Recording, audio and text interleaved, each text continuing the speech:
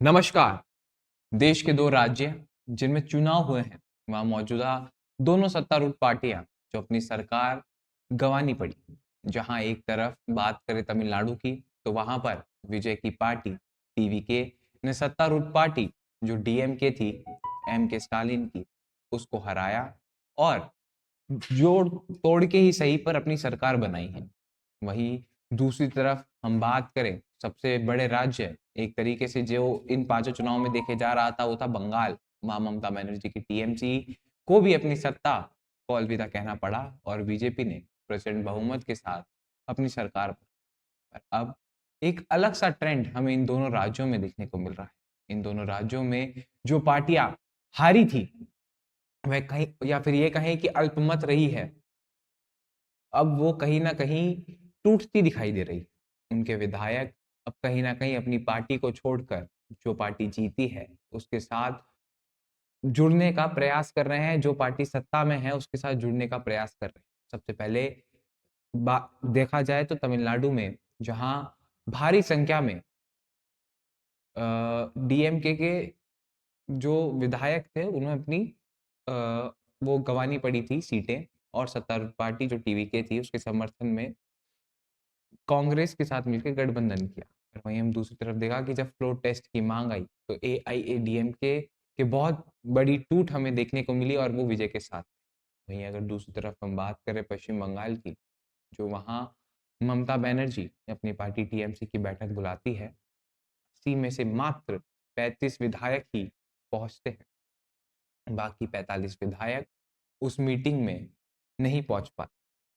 साथ ही बात करें जो अब खबरें आ रही है लगातार उसकी, तो जो विधायकों ने पार्टी से दूरी बनाई है, उसकी एक बड़ी वजह ये मानी जा रही है कि टीएमसी और ममता बनर्जी से कहीं न कहीं अब वो विधायक ताल्लुक नहीं रखना चाहते। तो क्या आने वाले समय में ऐसा हो सकता है कि आज उन्होंने जो पार्टी मीटिंग छोड़ी है, अब वह पार्टी भी छोड़ सकते हैं?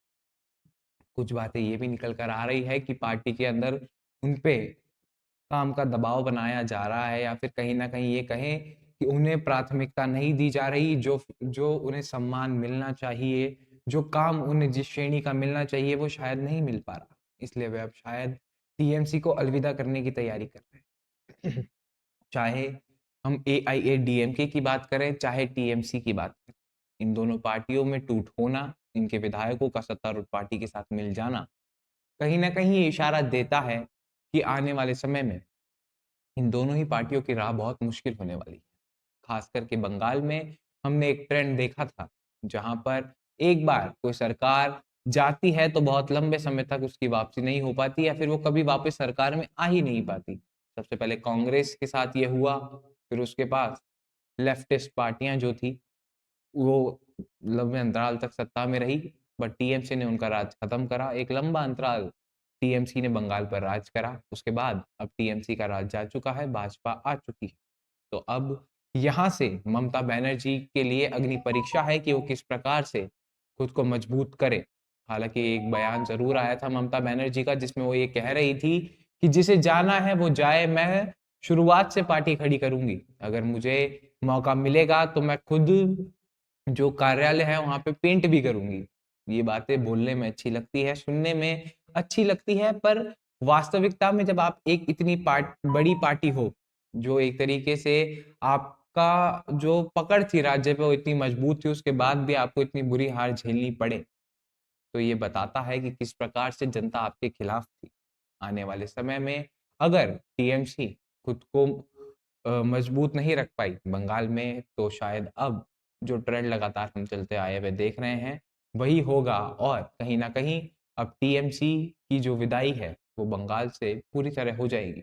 और शायद हमें जिस प्रकार से हम कांग्रेस और लेफ्टिस्ट पार्टियों की बात करते हैं, हम टीएमसी की भी बात करें कि टीएमसी एक पार्टी हुआ करती थी। क्योंकि बंगाल में जिस हिसाब से बीजेपी ने सरकार बनाने के बाद कार्य शुरू करे हैं, वह कहीं न कहीं दिखाता है कि बीजेपी और भाजपा का जो आला कमान है, या फिर ये कहें जो सेंट्रलिक पावर है, वो अब बंगाल को ट्रांसफॉर्मेशन मोड में लेकर जाना चाहते हैं। सबसे बड़ी बात, अगर हम बंगाल की जो मैंने बात करी, वो तो बंगाल, और अब अगर मैं तमिलनाडु की बात करूँ, तो वहाँ पे भी जो द्रविडियन पॉलिटिक्स थी, उससे कहीं न कहीं अब एक नया विकल्प की ओर जनता गई है। हालाँकि जो विजय हैं, टीवीके पार्टी के मुखिया और तमिलनाडु के भावी सीएम, वो कहते तो हैं कि वो द्रविड़ पॉलिटिक्स से जुड़ाव रखते हैं, पर बिल्कुल द्रविड़ पॉलिटिक्स को हार्डकोर तरीके से, जैसे डीएमके और एआईएडीएमके मना करती थी, वह उसमें उतना विश्वास ना रखते हुए अपनी एक अलग आइडियोलॉजी के साथ पार्टी को आगे बढ़ा रहे हैं, खुद की पार्टी को। तो ये बताता है कि 2 बड़े राज्यों में एक तरीके से जो लंबे अंतराल में सरकारें चलती आ रही थी, उनका राज खत्म होना, ये कहीं न कहीं दर्शा रहा है कि जनता बदलाव चाहती थी और जनता ने बदलाव किया। खैर, इस बारे में आप क्या मानते हैं? आपके क्या विचार हैं? हमें ज़रूर बताएँ। ऐसी और खबरों के लिए, ऐसी और जानकारियों के लिए बने रहें हमारे साथ। तब तक के लिए धन्यवाद।